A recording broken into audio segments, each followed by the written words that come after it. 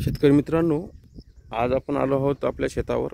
आपली पेरणी जी आहे ही इथं झालेली आहे आणि पेरणी झाल्यानंतर आता काय करायचं तर सर्वात महत्त्वाचं म्हणजे आपलं जे पेरणी यंत्र आहे, तर हे पेरणी यंत्र आपल्याला साफसफाई करून त्याच्यातलं बी खत वगैरे जे असते बुडाला ते सर्व काढून घ्यायचं आणि त्याच्या नळ्या जे असतात, जे फणं असतात, त्याच्यामधून नळ्यातून सर्व साफसफाई करून घ्यायची। इथं बघा खत कशा प्रकारे पडलेलं आहे, बीज प्रक्रिया केलेलं बियाणं कसं पडलेलं आहे बघा। हे सर्व आपण साफसफाई या नळ्यामधल्या पण नळ्या सर्व साफ केल्या, याच्यात पाणी टाकून।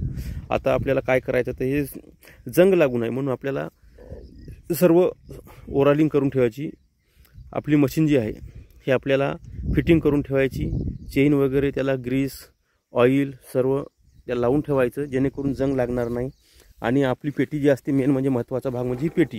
तर या पेटीमध्ये आपल्या सर्व बियाणं असते किंवा खत असते। आता इथं हा खताचा डब्बा आहे, हा बियाण्याचा डब्बा आहे हा, आणि हा खताचा डब्बा आहे। तर आपण याच्यामधलं बघा कशा प्रकारे आपण पूर्ण जे खत होतं हे सर्व साफसफाई पट्टी काढून काढलेलं आहे। इथून ही पट्टी असते, ही पट्टी निघून जाते इथून आतमधली, आणि त्याच्यानंतर ही बी असते, या बियाच्या पलीकडून एक पट्टी असते ती पण काढायची, म्हणजे खालून सर्व बी आपलं टोपलं धरलं की ही पट्टी जी आहे ही पट्टी आपल्याला निघून जाते, म्हणजे आपल्याला बी पूर्ण आपल्याला खालून काढता येते।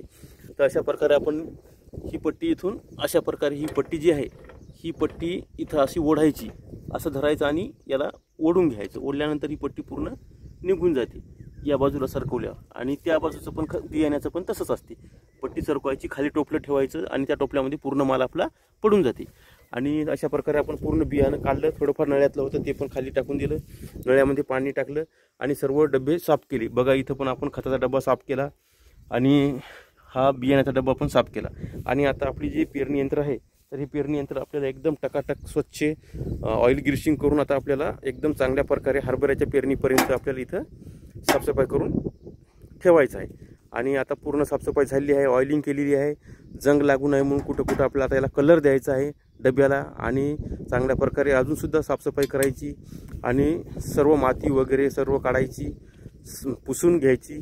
कोरडी झाल्यानंतर 2 दिवसांनी त्याला ऑइल पेंट आणायचं, जसा डब्याचा कलर आहे तसा त्या प्रकारे, आणि त्याच्यावर चांगल्या प्रकारे डबल हात मारून घ्यायचा जेणेकरून खतामुळे जंग लागू नये त्याच्यामुळं, आणि एकदम स्वच्छ करून ठेवून द्यायची। म्हणजे पुढील आपल्याला पुढच्या वर्षीसाठी किंवा मध्ये हरभरा वगैरे पेरायचा असेल तर रब्बीसाठी खरीपासाठी आपल्याला पुन्हा कामी येईल आणि जास्त दिवस आपली मशीन टिकेल आणि खराब होणार नाही। तर त्यासाठी आपल्याला असं व्यवस्थापन आपल्या या पेरणी यंत्राचं जे आहे तर हे आपल्याला पेरणी झाल्यानंतर आपल्याला हे व्यवस्थापन करायचं आहे।